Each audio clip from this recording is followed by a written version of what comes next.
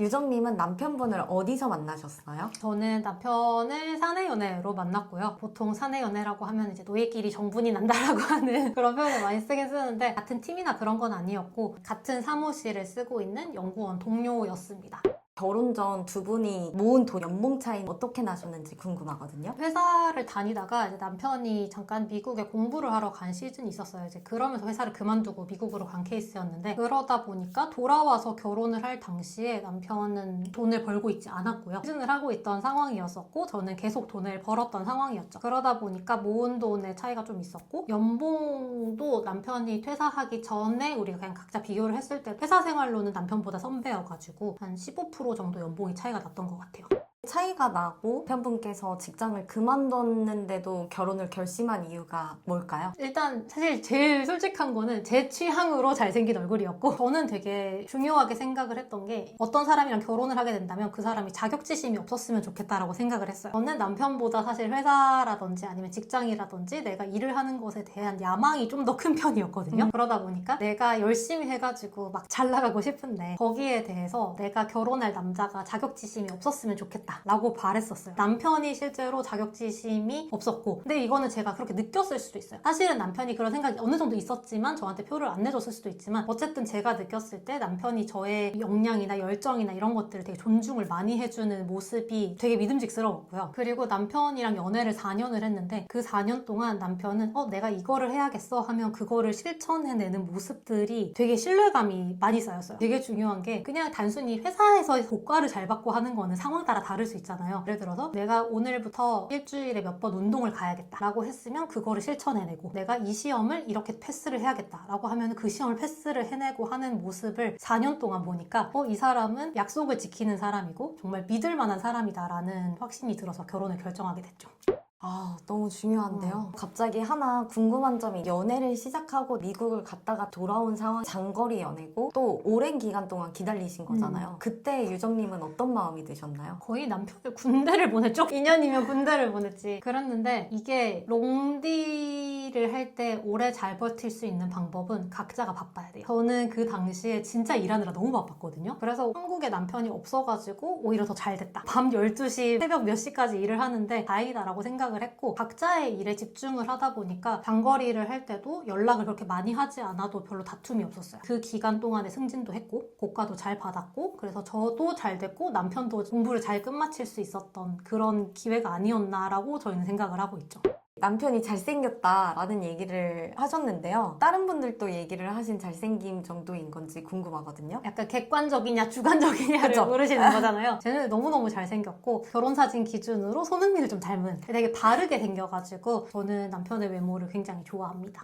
잘생겨서 사귀기로 결심을 하신 건지 또 다른 이유가 있는지 궁금하거든요. 오히려 사귀려고 했을 때는 남편의 외모가 엄청 중요하고 그건 아니었던 것 같아요. 제가 키가 170인데 남편이 한 174 정도 되거든요. 키 차이가 별로 안 나시네요. 그쵸. 남편이 작은 키는 아닌데 내가 워낙 크다 보니까 키 차이가 별로 오히려 안 나는 케이스이긴 해요. 그거랑 별개로 남편의 마인드가 너무 좋고 저랑 취향이 비슷했어요. 제가 남편이랑 사귀기 위해서 제가 먼저 꼬셨고 제가 먼저 고백을 했다라는 사실을 알고 있잖아요. 마인드라고 하면은 그 당시에 이제 비혼주의 유행이라고 하긴 그렇지만 정말로 남편은 자기 일을 되게 잘 아는 사람, 메타인지가 되게 잘 돼 있는 케이스였는데 나는 혼자서 무엇을 해내는 것을 되게 좋아하고 잘하는 사람이기 때문에 결혼을 했을 때 과연 좋은 남편, 좋은 아빠가 될 수 있을까에 대해서 많이 생각을 한 사람이었고 자기는 아니라고 생각을 했대요. 그래서 비혼주의에 대해서 긍정적으로 생각하는 걸 보고 남자 중에서도 비혼주의를 생각하는 사람이 있네? 라는 그 열린 마음에 좀 놀랐었고요. 그리고 남편이랑 회사 동료였는데 같은 팀은 아니었지만 몇 개의 프로젝트를 같이 하면서 같이 노는 무리 중에 하나였어요. 그러면서 알게 됐던 게 남편의 음악 취향이라든지 가치관이라든지 아니면 향수 취향이라든지 그런 것들을 봤을 때 나랑 비슷한 점이 되게 많다라는 생각을 했어요. 남편의 선곡이 진짜 지금도 정말 그거 사실 뭔지 알지? 전 반해봤죠. 이미 경험이 있어 진짜. 이거 선곡 센스 좋은 게 장난이 아니잖아요. 정말로. 유정님께서 먼저 플러팅을 하셨다고 그랬는데 남편분에게 보낸 호감 신호는 무엇인가요? 그건 무조건 선톡이에요. 선톡이요? 무조건 선톡이에요. 왜냐면은 심지어 나는 막 소개팅이나 이런 게 아니었잖아요. 회사 동료야, 회사 동료. 절대로 부담스럽게 다가가면 안 됐고 그렇기 때문에 정말 더 조심스러웠고 그래서 되게 가벼운 선톡들을 했죠. 예를 들면은 집이 되게 가까웠어가지고 저녁을 같이 먹자든지 아니면은 그분의 취향을 아니까 어떤 걸 좋아하시는지 아니까 코인 노래방 가시겠냐? 앞에 산책 가실래요? 이런 거 많이 했고 아니면은 노는 무리들끼리 놀아봤을 때 볼링 같은 거 치러 갔었거든요. 그럼 볼링 한번 치실래요? 이런 식으로 되게 던지듯이 했죠. 지금 생각해보면은 약간 나의 플러팅이 남자들이 했을 때 부담스럽지 않을 만한 플러팅이 아니었나라는 생각이 들어요. 어떤 점에서요? 예를 들면 방금 말한 것들은 어떻게 보면 액티비티를 같이 하자라는 것의 제안이긴 했는데 썸 탈 당시에 나는 차가 있고 남편은 차가 없었거든요. 끝날 때 그럼 데려다 드릴까요? 근처까지 내려드릴까요? 뭐 이런 식의 플러팅을 좀 가볍게 시작을 먼저 했던 것 같아요. 그러면 차를 타고 내려가다가 오늘 저녁 뭐 드실 거예요? 저녁 먹고 갈까요? 약간 이런 식으로 빌드업을 쌓아가면서 플러팅을 했던 거죠. 중요한 거는 부담스럽지 않아야 된다는 거. 그리고 거절당하면은 쿨해야 돼. 막 이런 거 있잖아. 예를 들어가지고 저녁 드실래요? 했는데 싫다 그랬어. 그럼 정말요? 저는 혼자 먹어야겠네. 이런 거 절대 하면 안 돼. 좀 부담스럽잖아요. 그럼 안 된다라고 하면은 그럼 어쩔 수 없죠. 이러고 끝내야 돼. 거기서 대화를 무조건 끝내야지 구질구질하면 안 돼. 그 부분을 되게 신경을 많이 썼던 것 같아요.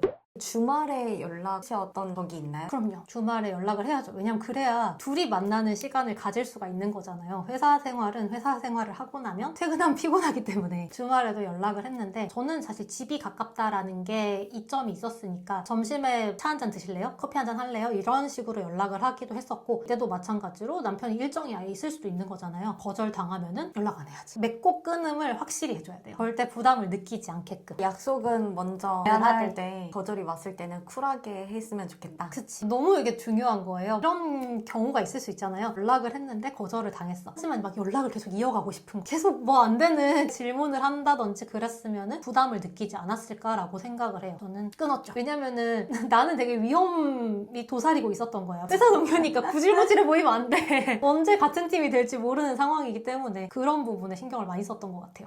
시대마다 요즘에는 이런 남성상이 선호가 되고 있다라고 얘기를 하는데 편분께서 궁금하거든요. 이 촬영을 시작하기 전에 잠깐 얘기를 했었잖아요. 이제 아빠 시대에는 돈을 많이 벌어오는 사람이면 됐는데 요즘은 여자분들 조금 더 디테일하게 바라는 게 많은 것 같다. 얘기를 잠깐 하긴 했는데 근데 저는 사실 그거를 별로 생각을 안 했던 것 같고 나하고 잘 맞는 사람인가를 더 많이 생각을 했어요. 내가 뭐 시대에 잘 맞는 남성을 어쩌고 저쩌고 해도 내가 결혼을 뭐 100명이랑 할 것도 아니고 나랑만 맞으면 되는 거잖아 사실. 나랑 살 건데 나랑 연애할 거고 그래서 내가 어떤 남자를 좋아하는가 내가 어떤 사람인가에 좀 더 집중을 많이 하고 남편을 생각을 했던 것 같아요. 그런 면에 있어서 남편은 저랑 잘 맞는 편이었죠. 그러니까 그게 있어요. 내가 패션 센스가 너무 없는데 쇼핑하는 것도 싫어하고 되게 옷 고르는 것도 싫어하는데 저희 남편은 상대적으로 옷을 되게 잘 고르고 쇼핑하는 것도 좋아하고 조사하는 것도 좋아하는 스타일이고 나는 운전하는 걸 되게 좋아하는데 남편은 조수석에서 선곡을 해주는 게 훨씬 잘하는 사람인 거예요. 지금 나 만삭이잖아요. 아직도 우리는 장거리 갈 때 제가 먼저 운전해요. 오, 진짜요?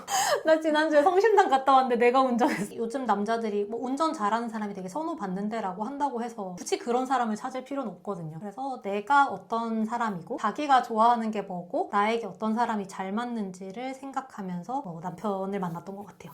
너무 좋다. 이 말씀. 이게 그걸 생각을 해야 돼. 요즘 여자들 뭐 좋아한다던데 요즘 남자들이 뭘 좋아한다던데 그거를 100% 맞출 필요가 없어요. 나를 먼저 알아야 돼. 그러려면 진짜 완벽해진 사람만이 남아있기 때문에. 그러니까 그런 사람이 어디 있어요 세상에.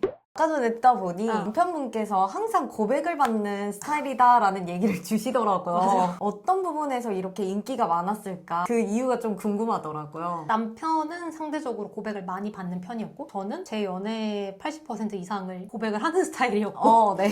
약간 탭토녀 남편의 얘기는 아닌데 약간 그런 성향들이 있었더라고요. 그래서 왜 그런가를 한번 생각을 해봤을 때 첫 번째는 남편이 딱 자기 일에 되게 집중을 했어요. 이거 해야지 하면 이걸 해내고 이걸 해야지 하면 이걸 해내고 이거를 시끄럽지 않게 자기 스스로 목표를 세우고 실천하고 하는 그 반복되는 과정들이 저한테는 그게 되게 안정감 있고 신뢰감 있게 느껴졌어요. 저 사람을 만났을 때 자기가 한 말을 지키는 사람이겠다. 그 신뢰 중요하죠. 그 신뢰가 많이 저한테 느껴졌고 두 번째로는 취향이 진짜 분명해요. 이게 사람의 되게 매력을 만드는 분야라고 생각을 하는데 예를 들어 캔디 뭐 먹을래요? 라고 물어봤을 때 만날 때마다 너 먹고 싶은 거 난 아무거나 먹어도 돼 라고 하는 사람이면은 얘는 뭐지? 라는 생각이 드는 거예요. 그러니까 취향이 없나? 라는 생각이 드는 거예요. 나이가 조금씩 조금씩 들면서 느끼는 거는 내가 어떤 경험을 해봐. 그 경험을 통해서 내가 좋아하는 게 뭔지를 명확하게 아는 사람이 되게 매력적이라고 생각을 하거든요. 그런 면에서 남편은 취향이 되게 명확했어요. 근데 그 취향들이 내 취향인 거지. 겹치는 거예요? 남편이 카페 가는 걸 되게 좋아하고 브런치를 좋아해요. 여자들이 좋아하는 그래서 남편이 진짜 주말에 나 오늘 브런치가 너무 먹고 싶은데 집 주변에 알아보니까 브런치 카페가 한 3군데가 있어. 여긴 이게 유명하고 여긴 이게 유명해. 어디 갈래? 그 이유를 다 얘기해 주시는구나. 이게 진짜 근데 너무 좋은 게 내가 시킨 게 아니거든요. 이 사람이 정말 좋아서 한 일인데 그게 나는 좋은 거야. 취향이 명확한 사람인데 그 취향이 나랑 맞으니까 그게 너무 좋았던 거죠. 그런 면들이 남편에서 느껴지는 편안함이고 매력이지 않았을까 저는 생각을 해요.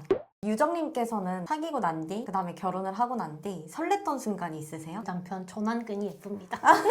아, 무시 못해.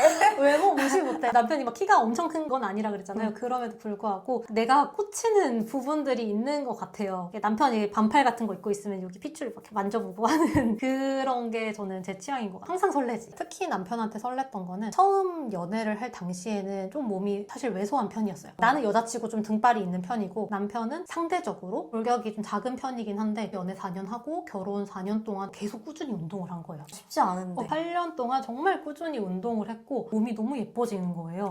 아. 나는 근데 이게 진짜 좋은 게 뭐냐면 저는 이 남자의 그 작은 변화들을 계속 볼 수가 있으면서 이거를 실천하는 모습이 정말 너무 멋있고 대단하고 존경스럽고 나한테 너무 설레는 모습인 거예요. 그래서 남편이 연애 초반에 내가 옷을 선물했을 때의 사이즈랑 지금 옷을 선물할 때의 사이즈가 계속 바뀌는 게 보이는 거예요. 점점 더 키워지시니까. 어깨가 좋아지니까. 나는 무슨 고등학생 키우는 줄 알았어. 작년 옷을 맨날 못 입어가지고. 그런 모습들이 비포, 애프터로 보면은 큰 차이이겠지만은 나는 1년 1년을 쪼개서 봤잖아요. 그렇게 변해가는 모습이 되게 설레더라고요. 전완근이 더 예뻐지셨겠네요. 진짜 훌륭해. 전완근 짱이야. 남편 셔츠만 입었으면 좋겠어. 아까 전 질문과 좀 연이어서 드리고 싶은 부분이 있는데 여자로서 결혼하고 싶은 남자는 이 정도 모았으면 좋겠다 하는 말들이 있잖아요. 원하는 남자의 능력이 있으셨었는지 좀 궁금하더라고요. 진짜 여자들마다 다른 것 같아요. 다른 사람들 모르겠고 그냥 제 기준으로 보다 보면은 저는 제가 이끌고 나가고 싶어하는 그게 강하고 내 자존감, 내가 하고 싶은 거, 나의 열정 이런 게 너무 강하다 보니까 남자의 연봉에 아주 큰 가중치 두진 않았고 나의 남자의 이상적인 연봉은 내 연봉 플러스 마이너스 1,000만 원이다. 그러니까 나보다 연봉을 너무 잘 벌면 재수없을 것 같고 저 새끼가 나보다 잘났어. 너무 부러워. 내가 저 자리에 가고 싶은데 이런 생각이 들 것 같았고 나보다 너무 많이 못 벌면은 혹시나 내가 저 사람을 내 마음속으로 조금 무시하게 될까봐 그런 마음이 들까봐 내가 불안했어. 그래서 나는 기준을 세운다면 그런 기준을 가지고 있었던 거였고 모은 돈은 진짜 사람의 상황마다 다른 것 같아요. 그래도 나랑 비슷했으면 좋겠다. 그 정도가 저는 바람이었던 것 같아요. 예를 들면 1,000만 원이야. 근데 연봉은 막 10억 버는 사람을 찾고 싶고 그럼 양심이 엉망진창인 거지. 그래서 그런 것들만 아니라 그러면 대부분의 친구들은 다 자기랑 비슷한 사람들을 만나는 것 같기도 해요. 그럼에도 불구하고 취준생인 남편분과 결혼을 하게 되셨네요. 그런데요? 근데 그거는 남편의 이제 이전이 있었으니까 내가 연애를 4년을 하면서 이 남자의 성실성을 받고 얘가 돈을 버니까 나는 빌부터 살아야지라는 그런 생각을 하지 않을 사람이란 걸 아니까 믿고 갔던 거죠. 그리고 솔직히 나는 내가 버니까 한 명 정도는 먹여 살릴 수 있을 것 같다라는 생각을 하고 이제 결혼을 결심했던. 멋있다. 왜냐면은 다 그런 배려가 있는 것 같아요. 그런 책임감. 내가 이 사람이 결혼하면서 이렇게 바뀌었으면 좋겠다를 바라는 게 아니라 내가 이 사람을 위해서 얼마나 희생할 수 있을까를 생각을 하라는 선배님들의 말을 들었거든요. 그래서 남자는 결혼을 잘하면 와이프에게 남편이 아들 같아지는 그런 서로 보듬어주는 관계가 되게 좋다라고 하더라고요. 나는 그 정도의 희생은 이 남자를 위해 할 수 있다고 생각을 했어요. 유정님 떨려? 땀나. 너무 잘해주시고 싶어서 그래. 맞아. 하고 싶은 말도 많고. 다시 해볼게요. 유정님은 남편분을 어디서 만나셨어요? 인사 없어요? 그냥 바로 시작하는 거예요. 다시 할까요?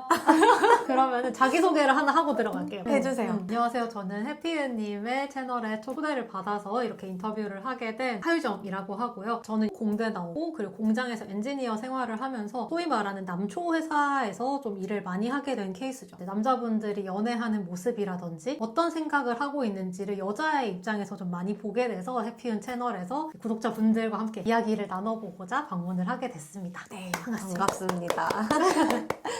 연락을 많이 안 했음에도 연락하는 팁이라든지 서로 만남의 조율이라든지 이런 팁이 있으면 좀 잠깐 풀어주실 수 있을까요? 사람이 잘 까먹어야 돼.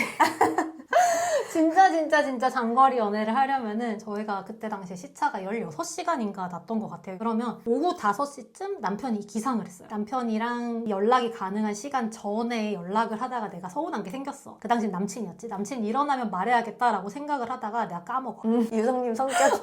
내가 막 기분 나쁘고 이런 걸 오래 기억하는 스타일이 아니다 보니까 그거를 까먹어가지고 뭔가 짜증내려고 했는데 기억이 안 나네 하다 보니까 넘겼던 횟수가 몇 번이 있었어요. 그건 지금도 기억이 안 나요. 내가 그때 왜 짜증이 났었는지. 그래서 이렇게 좀 무던한 성격인 게 장거리 연애를 버틸 수 있게 해줬던 이유가 아닌가라고 생각을 하고요. 만나는 건 내 돈을 주고 만나러 갔었고 한 번은 그냥 여행 삼아 간다라고 생각을 했으니까 만나는 거는 그냥 남편이 미국에서 중간에 한국 한번 왔을 때 만나고 제가 미국을 한번 가고 그렇게 조율을 했던 것 같아요. 돈을 많이 썼어. 연애에 돈을 되게 많이 썼어.